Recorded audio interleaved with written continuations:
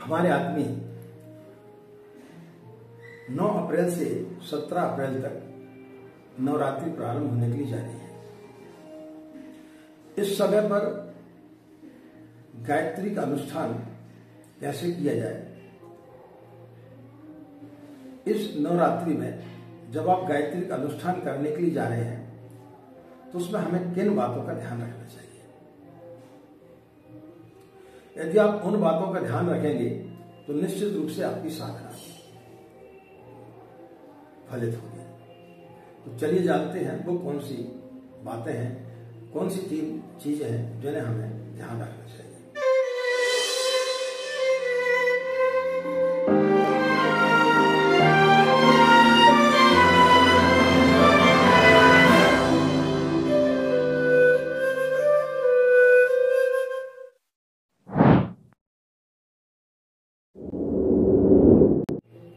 हमारे आदमी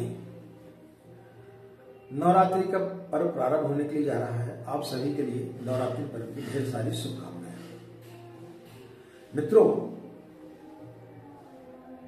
जब हम साधना करते हैं तो हमारे मन में विचार आता है कि किस प्रकार की साधना की जाए, कौन सी साधना हमें जल्दी फलित होगी, किस साधना से हमें लाभ प्राप्त होंगे, कौन सी शक्ति की हमें उपासना करना चाहिए। इसके लिए परम पूज्य गुरुदेव ने सबसे सरल साधना गायत्री की बताई है। इन 9 दिनों में आप गायत्री का लघु अनुष्ठान कर सकते हैं। इस अनुष्ठान के समय आपको 3 बातों का ध्यान रखना चाहिए।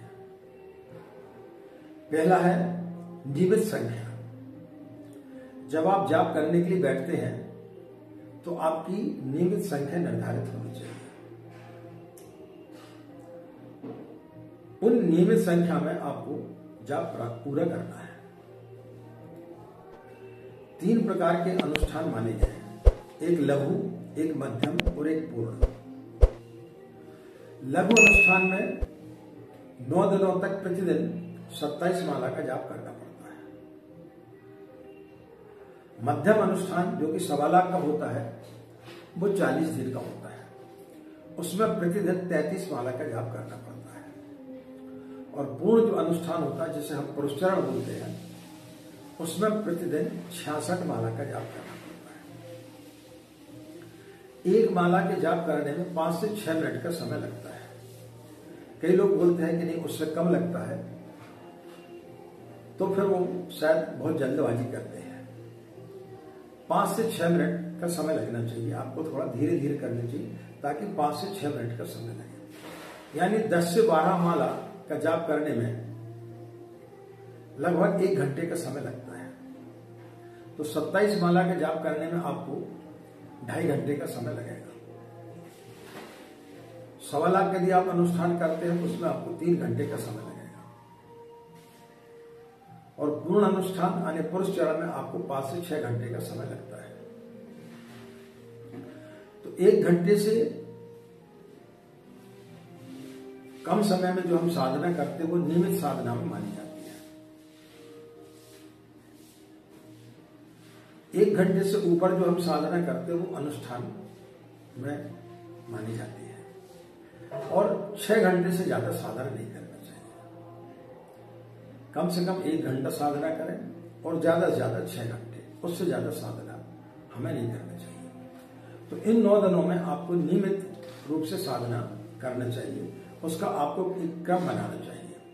समय आपको निर्धारित करना चाहिए कि इसी समय पर, निश्चित समय पर 9 दिन तक, यदि आप प्रातः ब्रह्म मुहूर्त में सो करके उठ रहे हैं तो 4 बजे से 5 बजे से जब आप साधना करते हैं तो आप 2.5 घंटा लगा लें। उतने समय तक आपको अपनी साधना को पूर्ण करना है। दूसरे दिन ऐसा नहीं कि आपने पहले दिन 5 बजे की, दूसरे दिन आपने 7 बजे की, तीसरे दिन आपने 9 बजे की, फिर आप 4 बजे प्रारंभ कर दी। ऐसा नहीं होना चाहिए।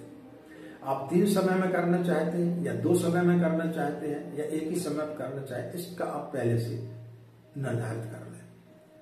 तो नियमित संख्या और नियमित समय, ये आपका पहला सूत्र है। इसको आपको अनुष्ठान के समय आपको ध्यान रखना चाहिए। पास में समय कम है या जो लोग पूरे मंत्र का जाप नहीं कर सकते वो पंचाक्षरी मंत्र का जाप कर सकते हैं। ओम भूर्भुवः स्वः।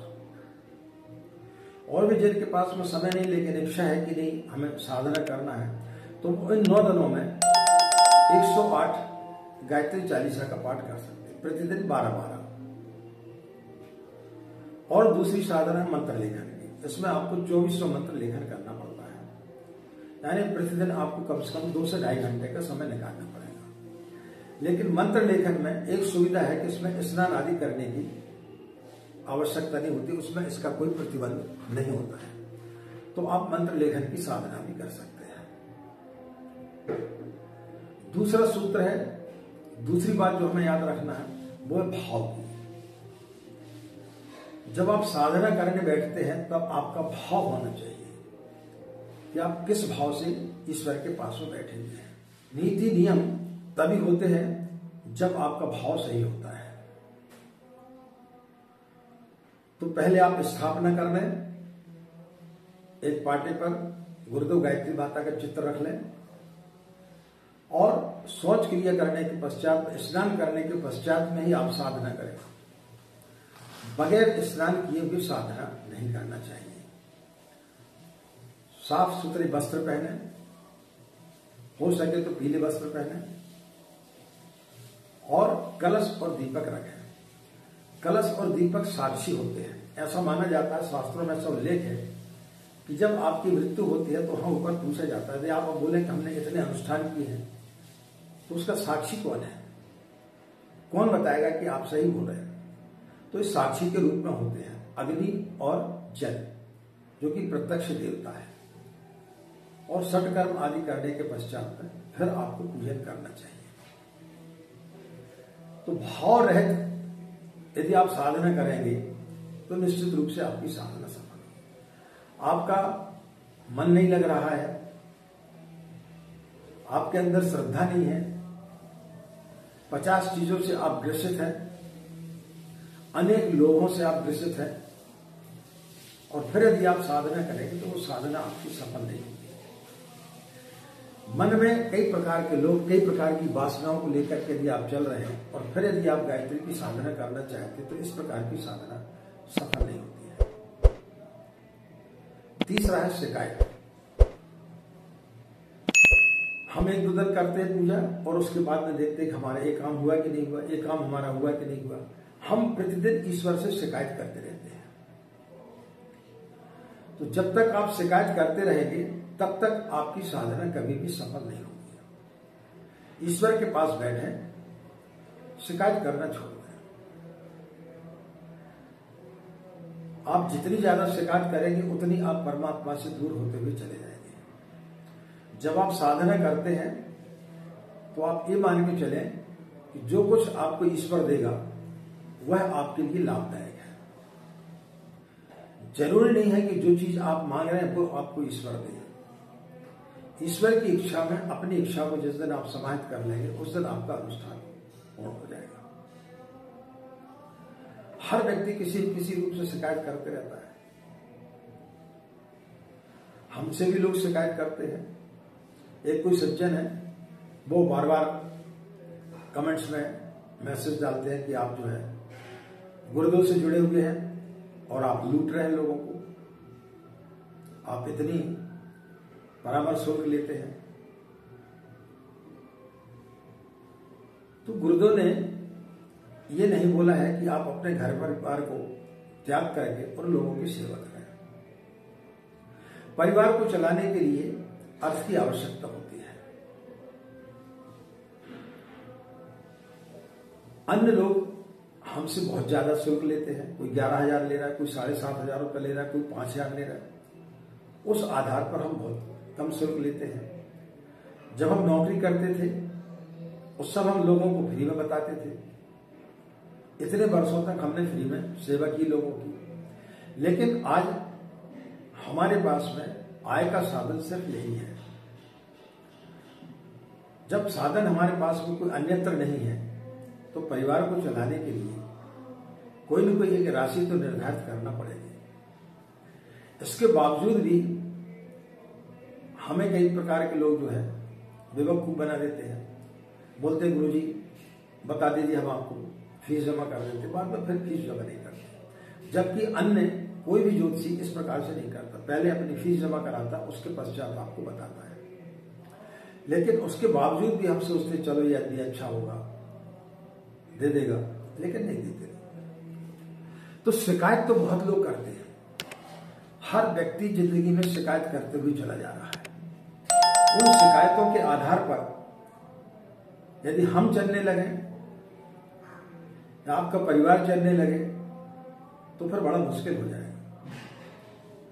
परमात्मा की तो बात अलग है। परमात्मा के पास तो शिकायतों का भंडार है, किस किस की शिकायतें सुनेगा और किस किस की चीजों को पूर्ण करेगा। तो शिकायत करना बंद कर दें।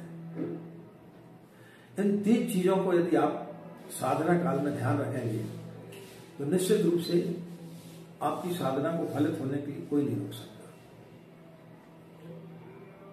पहला है नियमित समय, नियमित संख्या।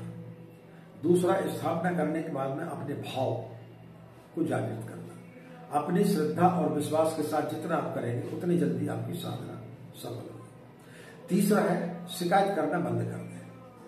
जिस दिन हम ईश्वर से शिकायत करना बंद कर देंगे उस दिन हमारी साधना सफल होना चालू होगा।